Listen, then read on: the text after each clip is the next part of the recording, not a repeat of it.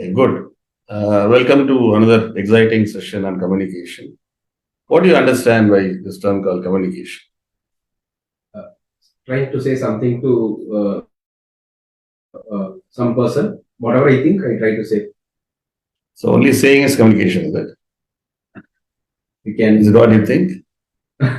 Okay, Yeah. good. That's part of it. Saying is definitely one part of it. Okay. So let's see, what it says.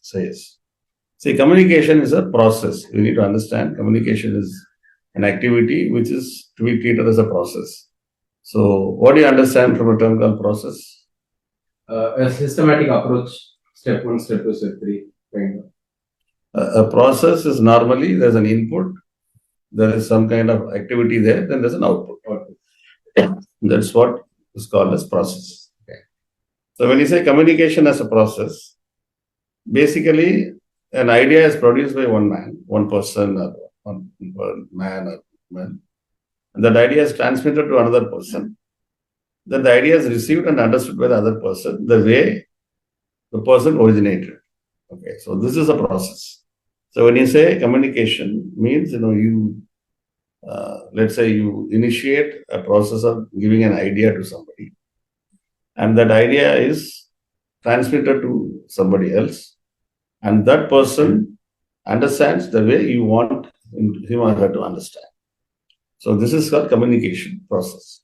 Okay. So that means there's an input, there's a process of transmitting that, and the person understands it. So how do you ensure that you understand it well? How do you believe that he understands well? Or he understood well? Get a response from him. So you get a feedback. When you get a feedback, then you will understand, whether the person has understood the way you wanted or not. Okay. So communication normally moves in all the four directions. Like, it can be upwards to your boss or your elders at home, maybe your father, as I normally say, more powerful father-in-law, mother-in-law, or to your peers like your brothers, sisters, your wife, or your colleagues in office, and downwards, maybe your subordinates or your junior people, or at home, maybe your son-in-law, daughter-in-law, like that. Okay. So communication moves in all the four directions. So now, what stops people to communicate properly or communicate well? What are the barriers of communication? Because this is a very important thing. When you speak to somebody well qualified or well acclaimed, then probably you may have to communicate very little for them to understand. But when you are speaking to somebody who is a simpleton or who is somebody who doesn't have so much of knowledge, then your communication has to be to that level. So a lot of barriers, when you speak to somebody with very hi-fi concept, with somebody who's a new joinee, it's going to be a difficult thing for them. So your aim of getting your idea across to somebody is going to fail. So we need to understand what are those barriers of communication, which make people not to understand well or not to understand at all. So one is, let's say, in communication, the societal status makes a lot of difference. When somebody is at a very high position, let's say you have to speak to a minister, or you have to speak to an MLA, or you have to speak to MD of a very big company. So then the way that you may not be able to communicate very openly, which needs a lot of filtering, probably which needs a lot of rehearsal, and also you may not have that level of confidence to speak. The same time, you are at a very senior level and you have to speak to somebody very junior level also. It's going to be difficult for you because you may have to go down to their level. So the society status makes a lot of difference in our Indian conditions. Even the casteism plays a major role in this. So people who believe, they are not belong to the higher caste, believe, their voices are not here, so they may not like to communicate. Very unfortunate thing, but such things makes difference in communication. A physical distance, when you communicate to somebody, you should always find a way to be at the right distance so that whatever you say is very clearly understood. Otherwise, if it is very long distance, you may shout and people may not be able to understand well. And sometimes mental likes and dislikes, like people have their own notions or preconceived notions that, this, for people coming from this area means they're like that. People from this state are like that. People from this country are like that. People from this religion are like that. People belong to this community are like that. Like that, people have their own likes and dislikes. Our people will carry their past experience with you and they keep relating to that. So mental and dislikes also makes a lot of barrier to communication. People may not like to communicate to such people or communicate well. So language is another problem. Language in terms of different languages, you speak to somebody who doesn't understand your language, or the kind of terms or words you use also makes a lot of difference. Like many people in India speak English, but not that everyone understands Mr. Shashi Tharoor's English. Okay. So the choice of words you choose should be simple and easy for people to understand. So language is also one barrier to communication. And mood of the people, the mood and mood swings of people, when you specifically communicate to somebody senior or somebody in a decision making position, you should always look at, what is the right time to speak to them. It's important to have their mood in the right, context for you to get a right decision from them or right communication from them. So it's very important that, the mood of the people to be taken care when you communicate, an important thing. Then a lot of subjective elements, many things are subjected, like as I said, past experience or the kind of communication you are making, which may not be liked by some people based on their own mindset or their own ideas.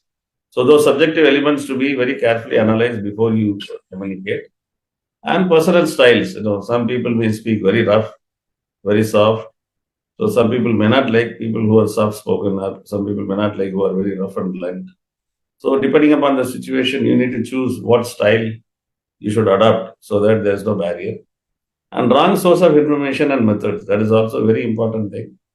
When it's a very important communication, you are, let's say, giving to somebody in your business or somebody in your life, and which is going to help them or help you to make a particular decision, important decision, then the source of information you have in this communication should be very clearly verified. And your communication method also, certain things easy to write and send it than, speaking. So you need to decide what method of communication I should do, whether I should use my body language more, or I should do a verbal communication, or I should write and send it, then go and discuss, so that, people are already prepared and ready for discussion with us. So you need to look at what kind of barriers you have in a given context and see how it should be handled, and accordingly you should plan your communication. Great. So it was a great input on how to avoid and what are the challenges in barricade. Good. Let us look at, what are the things, which, increases the barrier, and what are the things which will reduce the barrier in in communication. So let us look at what are the barriers, which is going to increase difficulty in communication, and what are those things which will reduce the barriers so that the communication is easier. Okay. So any communication which is going to be judging in nature, it is going to make people to go away from you, or they may not take it seriously, because you should never be judgmental. It should be more of an understanding, so that people think that, okay, this person has understood well and communicating. And same time, it should not be very coercing. You should not be forcing people to accept your ideas. It should not be, pushing your ideas through their throat. So instead, it should be a collaborative idea. You should always ask, this is my idea, let's see how we can work together. Now, what do you think about it? That's the way it should be communicated. And you should never be a manipulating way of communicating. If people start thinking that you are manipulating, then it is going to be a big issue. So people are not going to trust you. Getting the trust is very important in communication. Rather, it should be enlightening. Instead of telling the information in a manipulative way, you should actually tell it in an enlightening way, so that people are able to take advantage of it and also understand it more comfortably. And you should not be very cold fishy, like this is what I want to do, if you want, you do it, or go to hell kind of thing. If you speak, no one is going to accept it or like it. Instead, you be empathetic to the situation, empathetic to people who are communicating. Let's say you are a boss, they are saying nothing doing, I'm not going to accept these excuses, finish it. So that's the kind of cold fishy thing is not going to help you. Instead, you understand their situation and find out what is going wrong, why they are not able to do, and be empathetic, understand, then guide them accordingly, communicate, people will happily come to you. And being very superior, saying that I only know everything kind of attitude is also going to be an issue. Instead, you should be very humble. Everyone likes humble people. And being certain is also going to be another kind of it's nothing but judging again. So never be very certain on certain things. Always say provisional things. Say that I think this is the way it should be, or I think this is how it should be, or this is what would have happened. So let's see, what do you think about it? So this is a kind of communication when you have, this is a kind of discussion when you have. People are going to be more forthcoming towards you, and they're going to look at your communication more seriously and happily. So this is how you should balance your communication system. Yeah. What do you think, Shankar? This was actually a great. To be more specific, what are the things in terms of I have worked with both senior people and 2K kids also. So I could see what are the things more specific. For example, cold fishy, certain. That was more detail. I love how, and I will try to implement it in. Good. Very good. Very good. So next, let us look at some few techniques for improving communication. Okay. One is leveling. It's very important that when you communicate, either written communication or verbal communication, too much of details, no one is going to like it, because you give too many details, people have forgotten what they read before. Okay. So it's important to give details, but give only important details. So that's very important.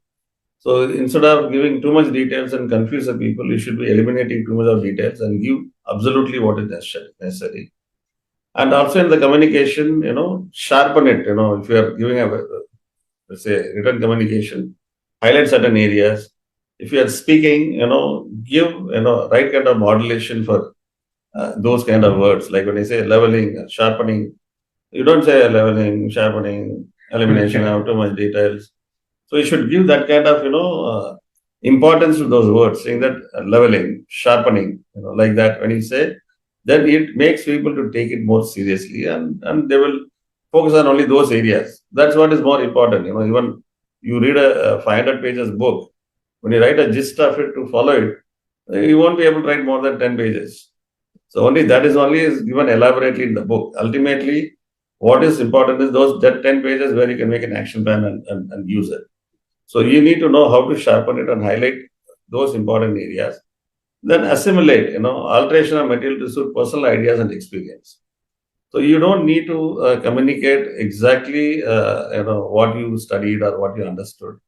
You have to assimilate in such a way it suits other person's experience and ideas, so that you will be able to very quickly, understand.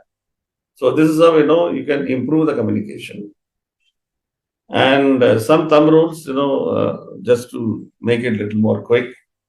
So when you before communicate, clarify to yourself and analyze the idea before communicate. So it's very important that you should first believe on what you are communicating. The idea, you should be convinced.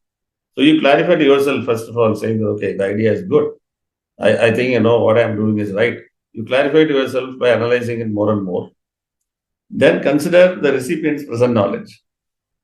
Whoever is going to receive your communication, find out what is the kind of present knowledge they have about this subject. Then you will be able to decide up to what level you need to explain. So if you are going to, let's say you are a medical representative, for example. So you are going to, let's say, a diabetologist to discuss about a medicine for a diabetic cure, say type 2 diabetic cure. If you go and explain what is diabetes to the doctor, he's going to throw you out. He is a diabetologist. He knows what is the disease. He knows all those impact. So you have to go exactly and say what this medicine is going to do to a diabetes patient. That is what is expected instead of you giving too much information about diabetes. Let's say you are going to another general doctor, general physician, and you are going to talk about a very specific medicine for, let's say, psychology treatment or let's say back pain treatment. In that case, that doctor may not have so much of knowledge about psychology or so much of knowledge about back pain. So in that case, first of all, you have to explain the details of the disease, then explain about the medicine. It's very important to consider the recipient's present knowledge before you communicate. Then use appropriate language, appropriate terms. So it should be, if somebody is not very comfortable in English, then speak to their vernacular language. Or somebody is very comfortable in English, don't go and talk to him in your tough Hindi or English, Tamil words, so which he may not appreciate. So it's very important to use the appropriate language and appropriate level of language also. And be mindful on your tone of voice, expression, and apparent receptiveness. So it's very important that your tone of voice and the way you express your face and body and hand and body language should support what you speak. So you cannot be speaking like a machine. Okay. And also you should look at what kind of receptiveness is there. Accordingly, you should be able to change your tone or expression. So you should be very mindful on that. So convey only helpful or valuable information. It's very important that if somebody has given you 10 minutes appointment, for example, explain whatever is important, first finish it. Then if you have 2-3 more minutes, then gossip about his family and discuss more details and all. So in the process of doing ice breaking, don't lose 8 minutes and have only 2 minutes for important information. It's very important to communicate the helpful and valuable, as quick as possible. And get an immediate feedback two-way. So communication is always two-way. When you say something, you should immediately take the feedback. So for example, if you ask somebody to go and buy something, ask him to repeat what you asked him to do. So getting feedback is very, very important in communication. Otherwise, you might have thought you have given something, but the other person may be thinking something else. So it's very important that you get that feedback. And avoid too brief or too detailed communication also, as I explained. Don't give too much of information or don't give little information. So it should be very important that, is brief and enough for people to understand. So make your actions and gestures support your communication. It's also important when you speak, you should speak with some kind of intensity so that people believe you are speaking from your heart, you are just not doing a mechanical job. And seek not only to be understood, but to understand. So you will see this in little more in detail later. So the point is, whenever you speak or whenever you listen, you should always listen to understand, not to behave that you already understood. So it is always better, to clarify before you saying that maybe you say, sir, this is what you said, this is what I understand. Am I right, sir? It is better to ask like that so that, there is no confusion there. And time and again, keep on evaluating your own communication very objectively. So when I say objectively, check whether I was mindful of my tone, my voice modulation was good, was my expression good. Whenever I was speaking, was I able to observe the reception of the people? Were they really enjoying what I was saying? So these are all the things, you should look at when you speak to somebody or communicate with somebody. And you should keep on evaluating that, saying that, okay, where I can improve. Should I improve my body language? Should I improve my expression? Like, many people keep complaining, sir, you speak very seriously always. You don't look like somebody who will smile and speak. Probably that is my style. But, nothing wrong in, looking at it and see if I can change. A little smiling face is going to help people. I should try to change. I might change someday. So this is how you should evaluate your own communication very, very objectively and see how to improve. That was a great session on this. Good. Let's now get into listening. The most important thing. Shankar, I hope you have been listening well. Yeah. Okay. True. Good. So let's see what makes somebody a good listener. See, unfortunately, the entire world, communication means they feel somebody with very nicely dressed in like with coat, suit, boot, go out and speak very nicely with, very, present it or speak so well with good word, using good words. That's less than 50%, probably 30% of it. The most important thing in consulting, the most important thing in communication is basically listening. If you are able to listen well, your need to communicate too much will automatically come down. So you don't need to communicate so much. When you listen well and understood well, then you need to speak only few words which will make the people to understand what you want to say. So it's very important that you always keep your ears open very well. So when you say when somebody is communicating to you, first you stop talking. We have a habit of saying, when somebody says, "Sir, I went to Bombay yesterday," I also went to Bombay 10 times, sir. So I went to, I went to the Jew Sea Link yesterday. Oh, I've been there many times. Oh, beautiful place. Stop talking like this. When somebody said, he just made one statement saying that I went to Bombay, and you made 5 statements. This is a typical character of most of us. Because you are not permitting the other person to speak, first of all. The other person, if you don't permit him to speak, you will not understand, what he wants to say. Why we do that? Because we are mental chatter. Whenever somebody says something, we immediately try to create an answer and speak. Instead of understanding it, rather even without understanding, we just immediately give a reply. So this is called mental chattering or mental answering. So never do that. First of all, hear him out fully. You don't need to immediately give answer also. Take your time. Just pause and then reply. If you have seen many senior people are very, like somebody like Ratan Tata ji, or even Mr. Amitabh Bachchan, or many industrialists like Azim Premji, even to large extent Mr. Mukesh Ambani. If you look at the kind of interview, they speak, Bill Gates, or if you go internationally, even Tesla, Elon Musk. So all these people know when somebody asks a question, they take a pause. Then only they reply. Because they first thing, they understand what the other person has asked. They try to understand the real meaning of it. They churn in their mind. Then only they give reply. So that is why, they are able to be in such a commanding position. It's very important to control this mental chatter and just relax. Any question comes, relax. When you relax, you are able to listen well. When you don't think, only here you are able to listen and understand well. And also put the speaker at ease by showing you are listening. When you keep on speaking against the other person, then he's not going to speak to you. You'll feel very uncomfortable. So peacefully just listen first. When you start listening, the other speaker will be ease and you'll be able to communicate it well. And try to understand the speaker, not to win the argument. This is very important. Most of the time, we always try to push our ideas and we want to win an argument with the other speaker instead of understanding what he's trying to say. So it's very important that, you try to understand what he says instead of saying and sort of preparing yourself for winning the argument. First listen, relax, listen. So you'll understand, then you know what to reply. You may win the argument, that's nothing wrong in it. But before that, just listen to it fully, understand it, then you speak about it. Then try to keep your prejudices to a minimum. Like we always believe, Chinese means, they make poor quality products. Italians mean they make only high quality products. If it is Europe means very expensive. Japanese mean very expensive. Japanese products they make only quality products. All are good. But never keep that prejudice in your mind when you are, trying to listen.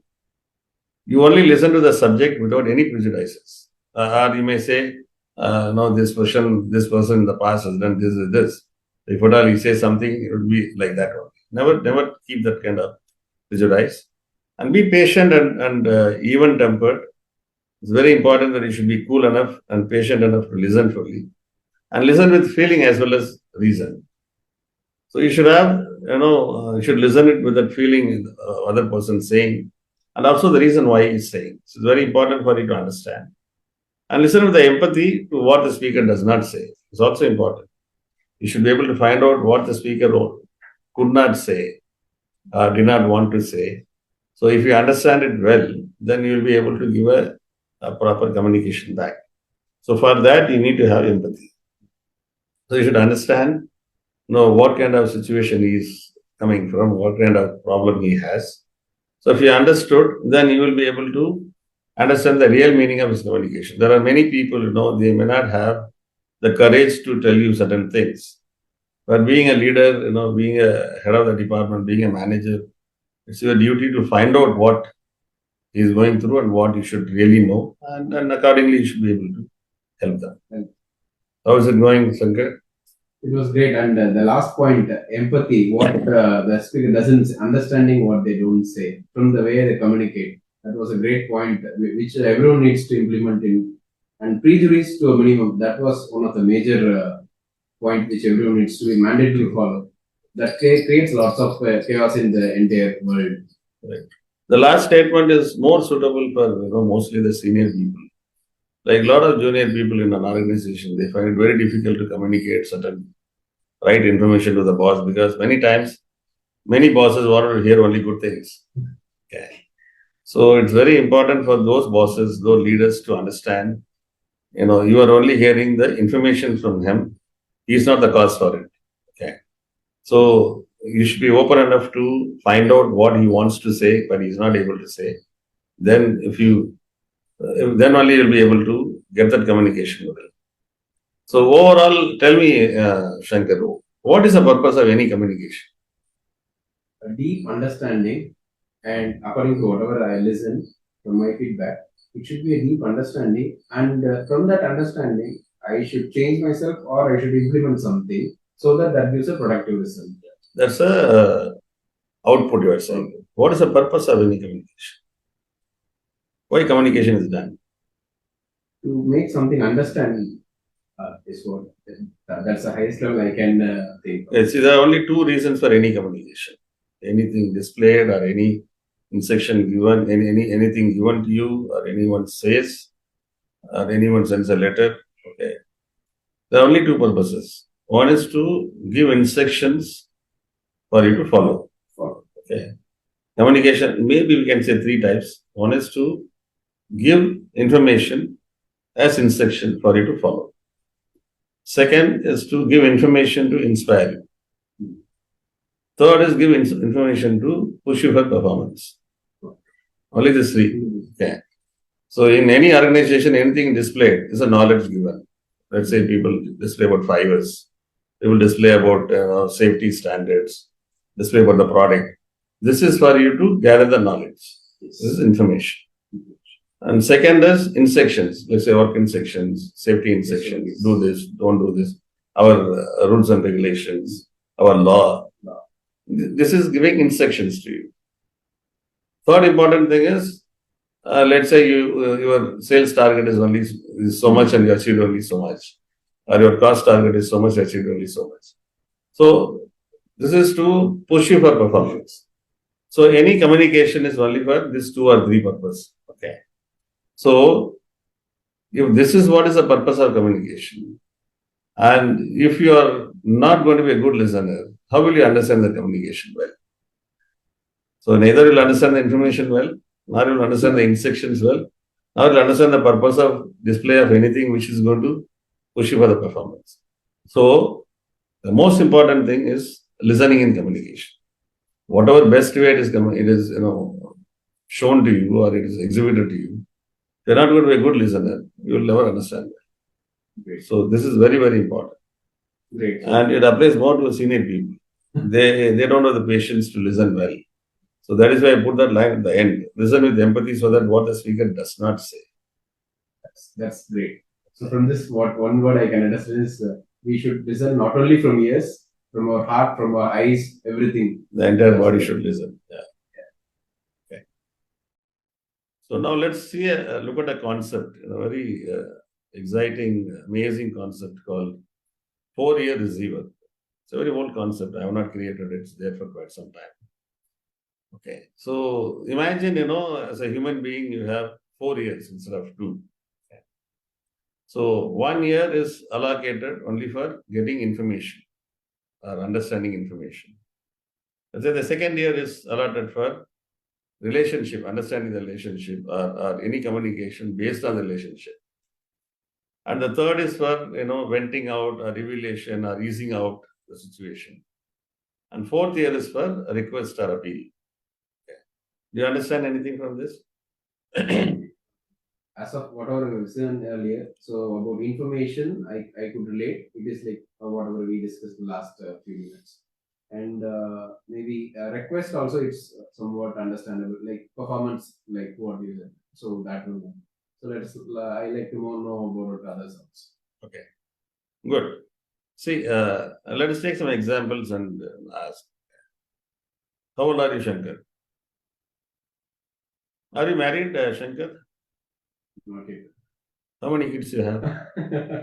Ideally, it will not be. It's a kind of. I can't answer this, right? Ideally, it will not be You there. can't answer this because you have something you don't say or you don't have kids. There is no possibility. I am not married, right? So why you are not angry when I asked this question? I asked you, are you married? You said no. Then I asked, do you have kids? According to me, this is a training. So you are trying to sell something. So if you are walking on the road, somebody stops you, some stranger stops you and asks you, are you married? And you say no. And he asks you, how many kids you have? What will you do? Definitely get angry. You will give a tight slap. Yes, exactly. So because there it will be information. It gets to the near called information here. As somebody who is completely unknown to you and he comes and asks you this question, you will immediately consider that as an information and then start fighting. Here you are not, fought with me. Rather, you are very cool. You are laughing. Only because of the relationship. I am trying to give you some input on communication, and you are a learner here. Okay. I'm trying to give you some input on that. So, there must be some purpose for this trainer to tell me this. Okay. So, you very clearly put that information in relationship here. Yes. Okay. No, I understand. So, you weighted this information. You're not taken it in matter or information with your mental chattering. You took it in relationship here because you took a pass. So if somebody comes, your friend comes and tells you, for example, Shankar, my sister is not well. Okay. And I just took her to the hospital yesterday and I need 50,000 rupees. I don't know what I'm going to do. So what will you do? He's asking money, or that's a challenge he's undergoing. I'll try to help him out. I'll try what is possible. I can help him out. So you may not consider this an information, correct? No. Information. No. Oh, okay, fine. I will not say like that, correct? Then he will give me tight slap. So instead, first thing you'll ask him is, do you need any money or do you want me to be with you?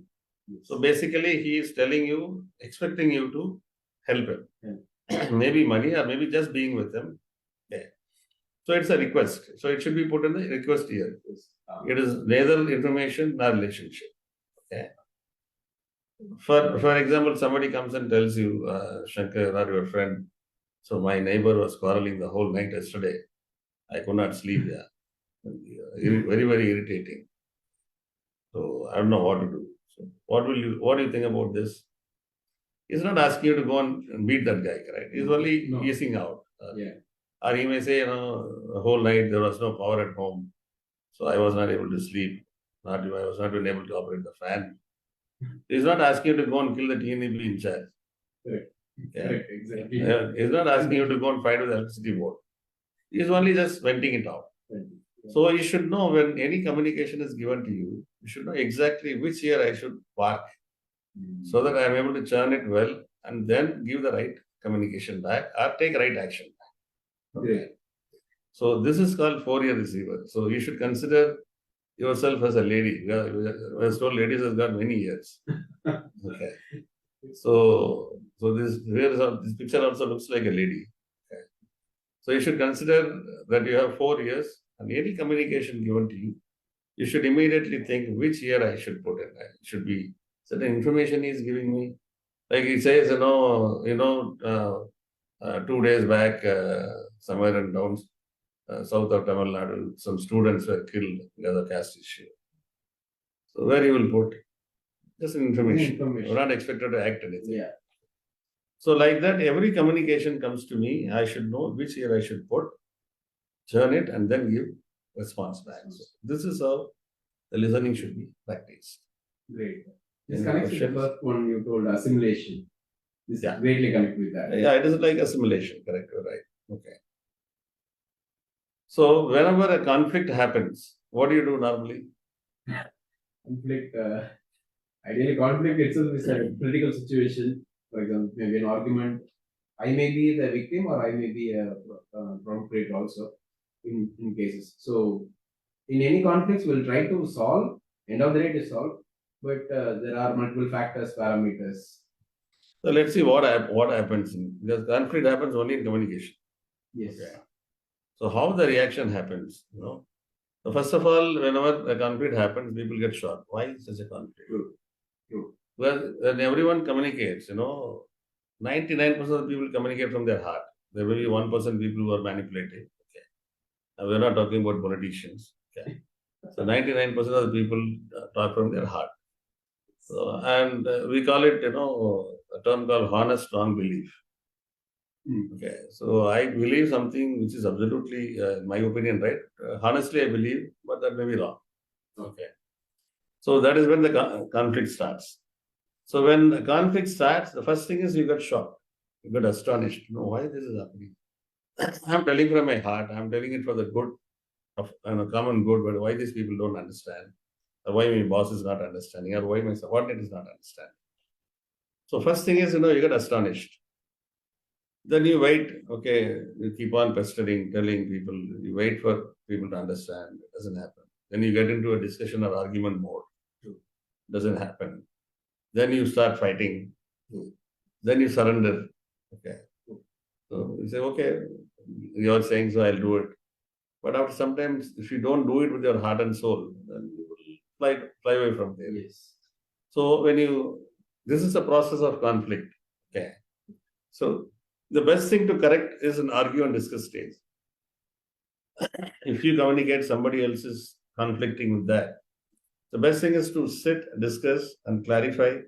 And you compromise something, he compromises something, and then come to a conclusion. Okay. If you go beyond argument stage, then the relationship is going to be spoiled and the project will fail because there's big communication gap. No one is going to listen to anyone. So whenever conflict occurs, everyone is going to get shocked. Wait for the right time, discuss and close it. Never permit that beyond, Beyond the discussion third. stage. Yeah. How to handle conflict? A simple way, when you feel there's a conflict, the first thing is to try to ignore. Okay, so this is what he says. Okay, let me just keep quiet and see what happens. Accordingly, maybe he may be right, so later I might change. Or try to eliminate the conflict by discussing or by finding out the right solutions. Okay. Going and sitting across and discuss with them. If you can't do that, make a fun of it.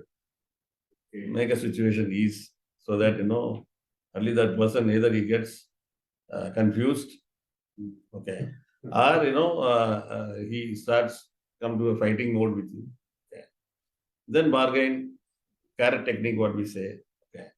Say something, no, if you do this, we'll be able to do this. So that's a carrot, show him. So that the conflict becomes, nullified. Then take others' opinion. Okay. Go to a senior person or go to somebody parallel to you. Say, this is what we both have conflict, what to do. Okay. Worst case, take a help of a senior person or arbitrator. Then compromise wherever you can compromise. Then you will get to a consensus. If that situation is very dicey or that particular information and action is very important for you, you should always find a way to get to a consensus. Consensus can be on any of this or all of this. Okay. Just by ignoring the conflict, if you feel, okay, I do have a conflict on this, but it's not going to affect me much, you can ignore it. Or by discussion, by finding a better solution, you can eliminate that. Or by making a fun of it, you make the situation ease so that people agree to compromise. Or bargain, use some carrot technique for other person to accept. Take others' opinion, take help of arbitrator, compromise. But bringing consensus is very, very important in conflict. Just continuing with the conflict may work for some time, but eventually it will have a problem. Yeah. So you can agree to disagree for some time. At some point of time, you all have to agree. It's very, very important. So till now we have seen about communication. Any questions before we get into presentation? Yeah, last slide. Yeah. So ignore and eliminate was more practical, like I have done it also, and there are consequences of it also. But making fun of it, will that be effective technique? See, this make a fun of it would work very well with peers Okay. or a boss to a subordinate. You cannot do it with a subordinate to a boss. I understand. Okay. That will not happen. So between, let's say at home, between siblings, it is okay. The father can make a conflict of a son a fun. Yeah, But if a son tries to make a fun of father's conflict with the father, is going to be a problem. it will be problem. Yeah. So you should know, make a fun of it is one technique, but you should know where to use it. All of them, you should know where to use it. Some important conflict you cannot ignore. India-Pakistan fight, can you ignore? No. You should only eliminate. Okay. We said very clearly, we will not take an arbitrator help. We will not take others' opinion. As a country, India, we said, okay. And we will not bargain with them. Definitely. Okay. We cannot make fun of it. Definitely. We can't ignore. There's no consensus. The only way is to eliminate. Okay. Yes. So depending upon the situation, the conflict has to be handled like that. That's it.